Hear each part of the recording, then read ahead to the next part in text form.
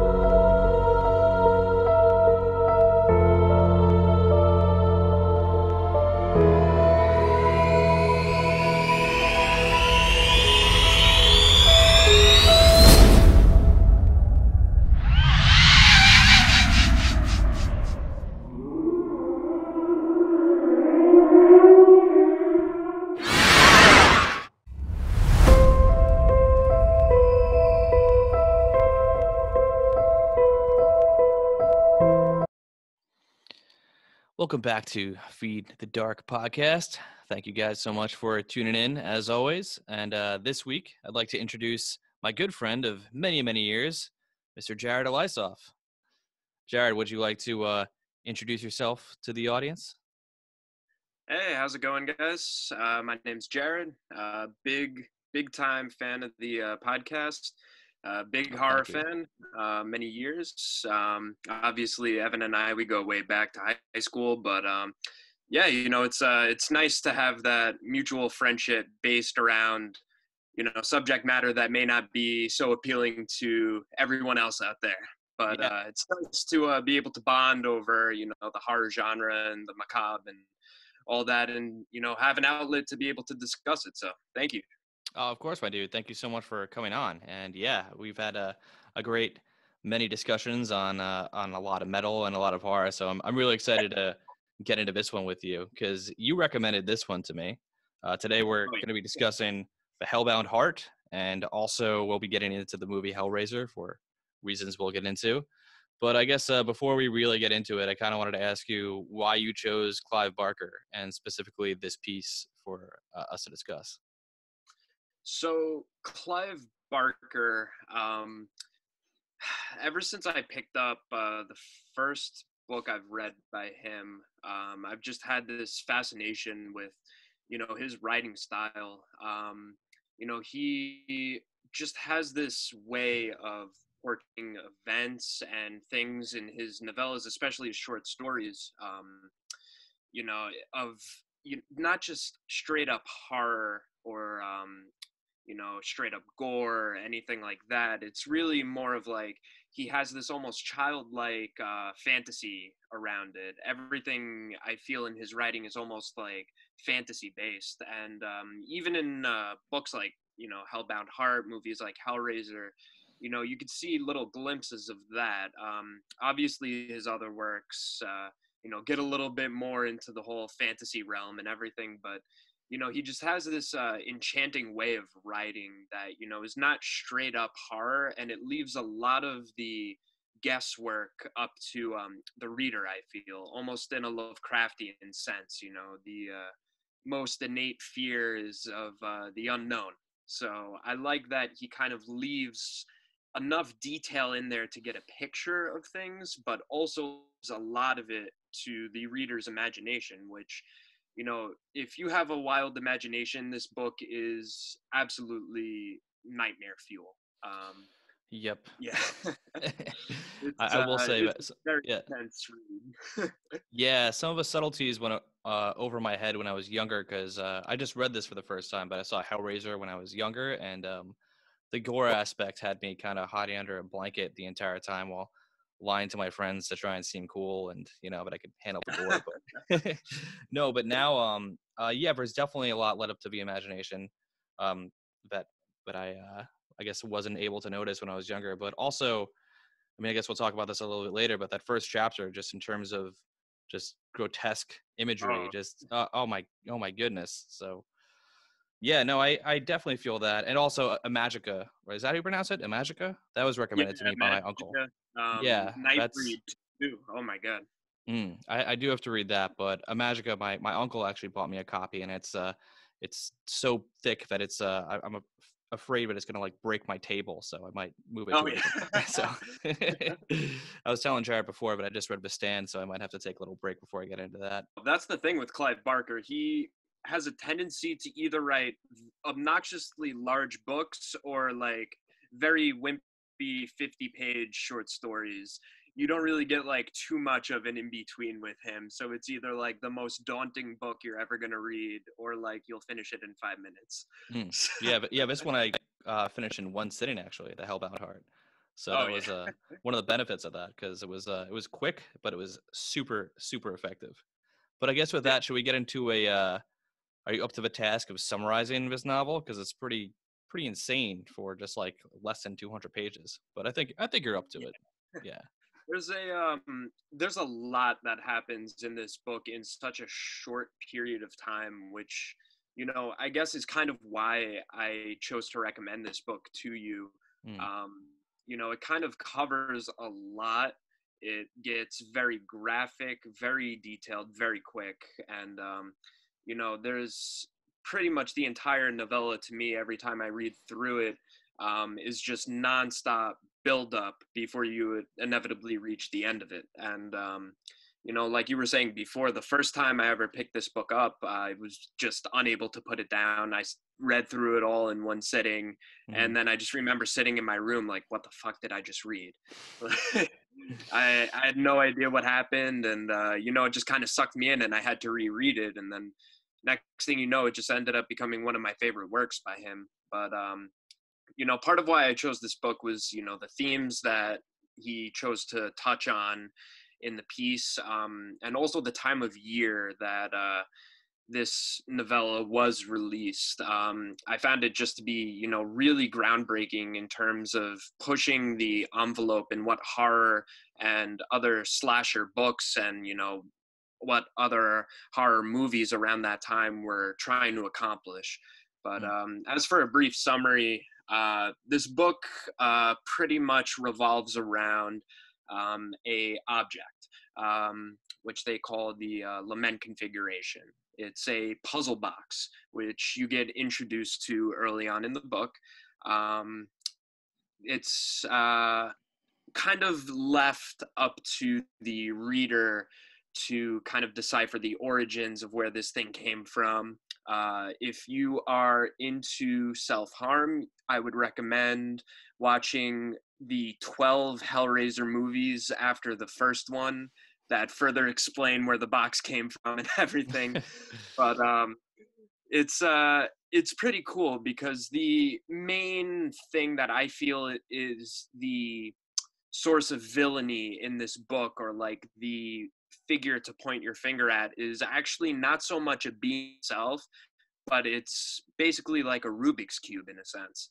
Mm. And the book opens up with one of the characters, Frank, playing with this box, trying to figure it out. Now, Frank is a, I guess for lack of a better term, a bit of a playboy type figure.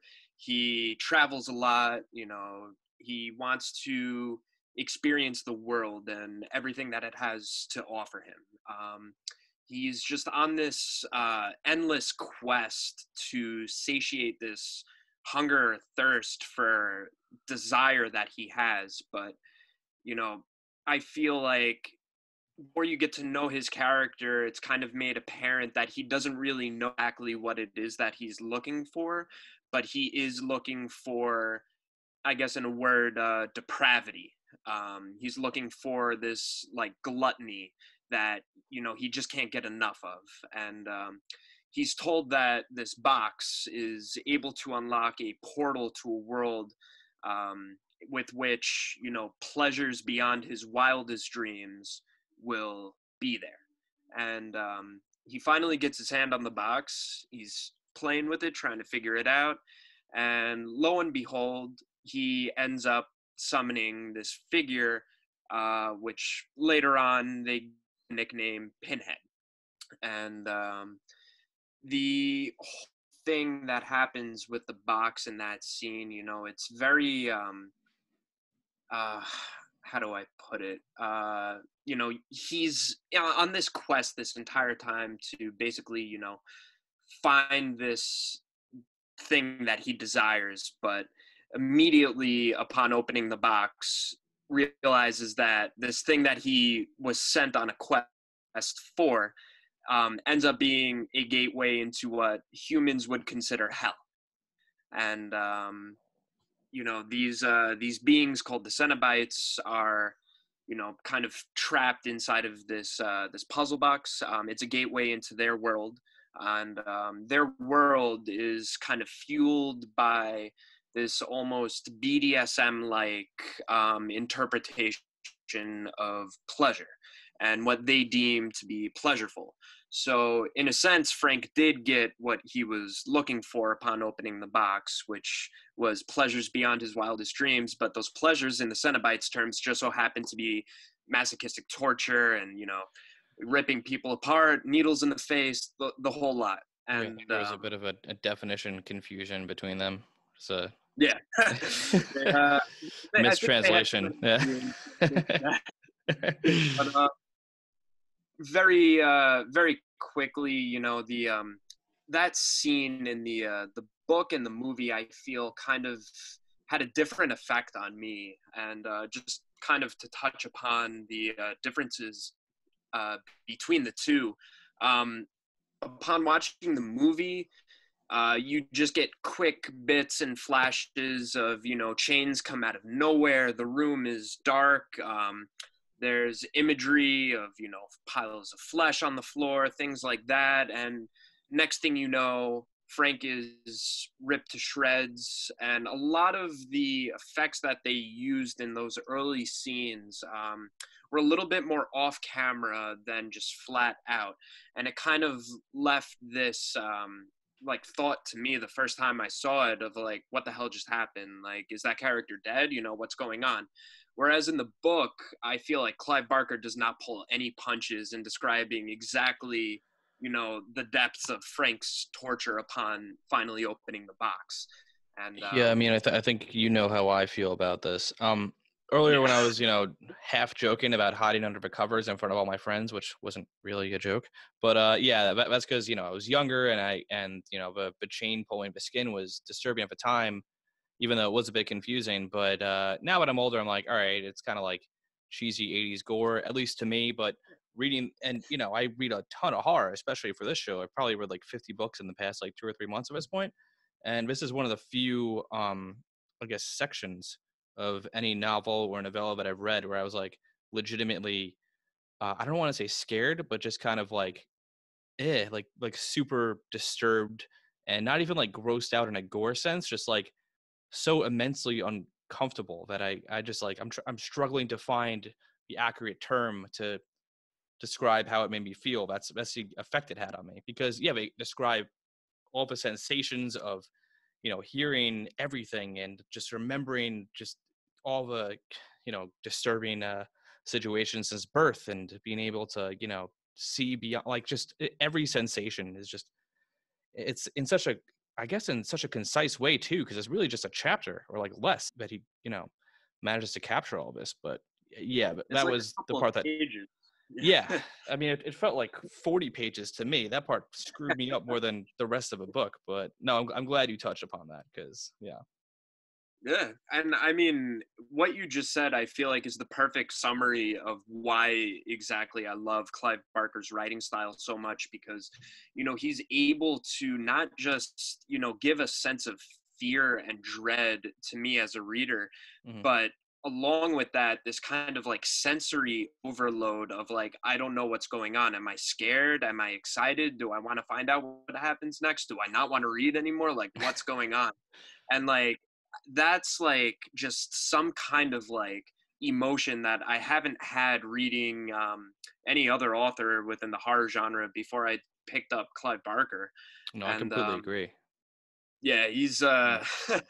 he's very intense with his descriptiveness. But yeah, I guess to kind of summarize the plot in a more brief way, I believe it was one of the cast members on set for Hellraiser who, when Clive Barker was debating what the movie should be called, um, someone jokingly put out a woman's quest of how far she will go for good dick, and I couldn't agree with that title more. I guess in layman's terms of what the book itself is about, because it's essentially, uh, you know, just all about a woman that wants to bring back, her lover who she believes has passed, and wants to, bring him back. She's unhappy with her marriage, and she is just longing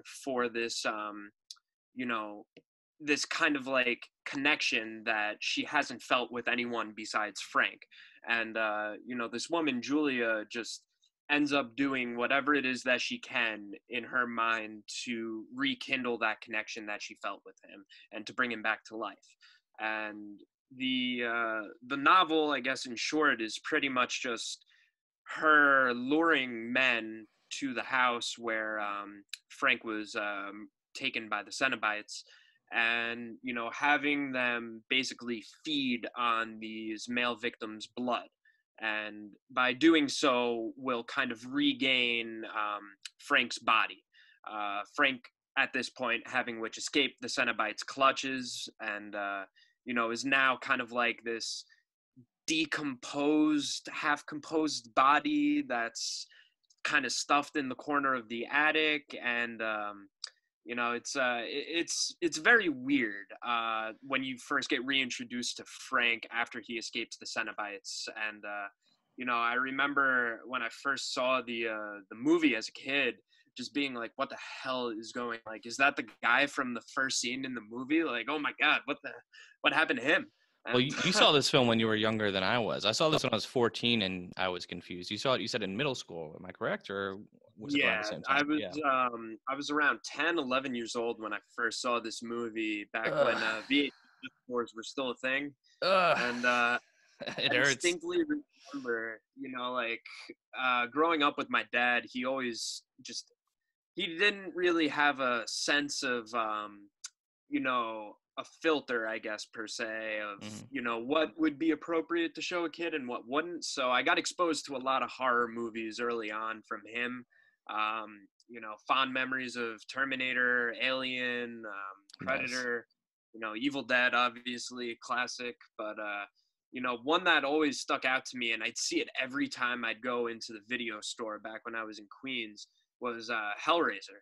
And I'd always see the box art on the VHS tape and just think to myself, that looks fucking scary as hell, Hmm. and I want to watch it. But Oh, I'd always actually, be too scared to pick it up. yeah, no, I And really do want to get into, I guess the cover art of this after we get into the plot summary. But I'm glad you brought that up too, because that's actually one of the things I was pretty excited to talk to you about. And oh but yeah, before we get there, yeah, I guess we should wrap up plot real quick. yeah. So basically, Julia, Frank's ex-lover, is now living in this house that Frank was murdered in. And she's married to this other guy now, and his daughter, Kirsty.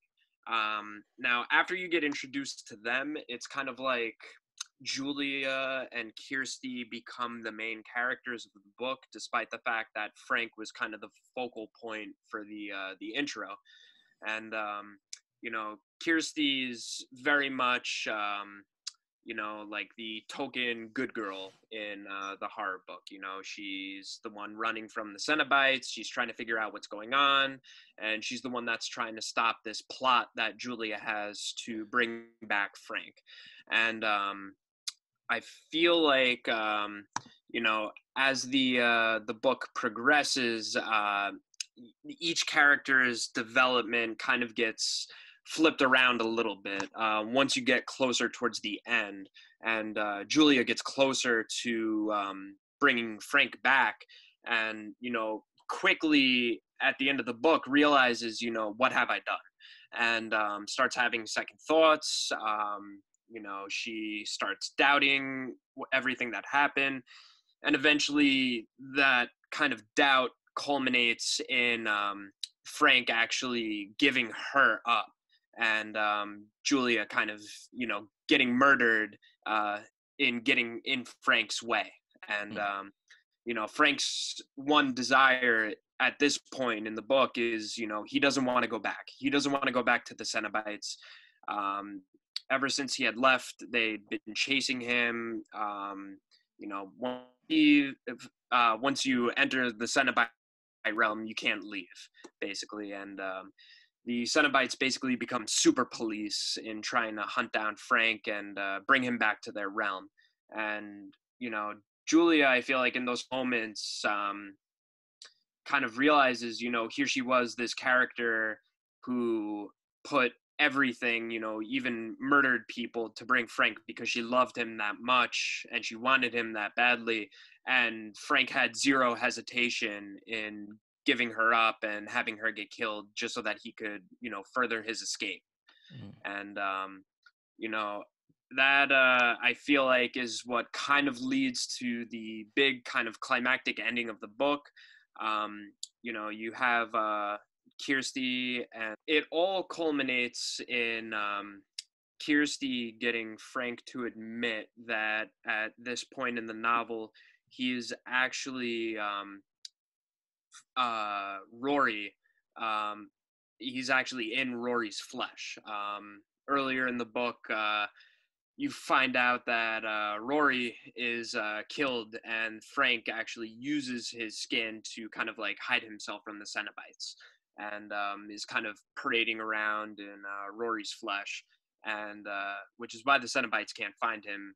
And Kirsty, once she gets him to admit that he is actually Frank, the Cenobites come in, typical fashion, chains, lightning, smoke, darkness, everything, pinhead, and kind of rip him apart and take him back into their Cenobite realm. Now, the poor plot summary I just gave aside, the No, that was being, excellent actually. ah, thank you. I hate to the, disagree with my guests on camera, but no, man, that was good. The ending there is actually I think the biggest kind of difference between the movie and the novella, where they choose to kind of like leave the journey off. In the novella, Pinhead, I feel, is kind of more described as this stoic kind of figure, not just like a villain in a sense, but like more of, he has his motives, but he also has his own rules. Oh, actually, And before we continue, I think the gender of Pinhead is different in the novella as well, or novel. It says novel on the cover. We discussed this earlier, but it's less than 200 pages. I'm in disagreement with Clive Barker here, but or the publisher. But yeah, no, I think I'm pretty sure that Pinhead was actually um, had female characteristics, but I hesitate to say female only because they describe so many of the Cenobites as genderless. I'm not really quite sure, but it wasn't as clearly a male character as it was in the film. So that right off the bat is a major change. But I'm sorry to cut you off. You could. Hey, no, it's okay. Yeah, I mean the gender, or actually better yet, lack of gender of the Cenobites is, I feel like, one of the coolest things about them. Yeah. They're kind of not really. You could get a vague sense in the movie of what the Cenobites' intended gender is, but in the book, I feel like Clive Barker just has this way of describing them where, a lot of it, like I said earlier, is kind of left up to the reader's imagination to fill in the blanks. He spends more time kind of, focusing on the fact that they are supposed to be genderless, or these kind of like asexual beings who, the one describing point of them is their nature of their torture. And I feel like it's more of a classification rather than on gender of the characters that are the Cenobites. but more so the form of torture that is apparent on their body, and the kind of like extremities that they've gone through in their torture as a Cenobite, which I Absolutely. think is really fascinating, to kind of like have this kind of like genderless villain in a sense of a horror movie. And also, on that topic, um, having a horror movie, which for period it came out, the book came out in the 80s, and I believe the movie was late 80s, Oh, it maybe was 90s. actually it was a year difference. So, Oh, I guess we should mention that Clive Barker wrote this with the intention of adapting it into a film. So this came out in '86, Hellbound Heart, and then the year after in '87, the film was released, Hellraiser. So yeah, yeah, that was during that time, it's you had Nightmare on Elm Street, you had Friday the 13th, you had all the great early slasher flicks of the 80s, and Halloween obviously, of and course. yeah. But here was a movie where the main character throughout, where most of the actual victims come from, is Julia herself. The Cenobites, Yeah. they really only harm Frank pretty much throughout the entire book and movie. There's not really any kind of like vilification of them, despite the fact that they kind of are portrayed as the villains. They are portrayed as these mystical evil beings. But I find it fascinating because Julia in actuality real villain, along with Frank, trying to murder people to further their agenda and bring Frank back to life. And I just found it really interesting that, during that time, a lot of these slasher movies were kind of, very male based in terms of, the villain, and a lot of the victims, which being female. So I just found it really odd that, Clive Barker, when I was a kid, out of nowhere just had this idea, why don't we make it a girl that murders a bunch of dudes instead? And, No, it was it's, yeah, that was an awesome kind of uh, gender swap play on the whole genre as a whole, actually. Although yeah, I do have a, I don't want to get you too off track because I really do want to delve deeper into this right now, but only because I was thinking of you were talking about the, how the cover really drew you in. I do kind of want to ask you about like if this even is in the same genre now that we're talking about this, because like yes, Hellraiser was the figurehead of everything, and I feel like that's kind of why it gets lumped into more with the Freddy and the Jasons and all that stuff you just mentioned. But to me, this feels like a different subgenre. I don't even know what subgenre this would be of horror. It's not straight up like gore fest. It's yeah, it's very very interesting, and I feel like yeah, I don't know what's your take on that whole thing. so I feel like the book and the movie kind of portray a different story in terms of what the content on the inside is. You held up the cover for the book earlier in the episode, and Hmm. for those of Oh, you at home that are able to see, it's pretty much just a human skull with what looks like X-ray imaging on it, with a bunch of nails going into the skull. hmm. I feel like when I first saw that cover, it was very vague. Like, is this a book on medieval torture? Is this a horror book? Is this a mystery? What is this? Whereas when I first saw the cover art for the VHS film, Pinhead kind of holding the cube in his hands, and just the font of like just Hellraiser on the front, and being like, holy shit, that looks scary. That's definitely a scary movie. That's a Yeah. horror movie.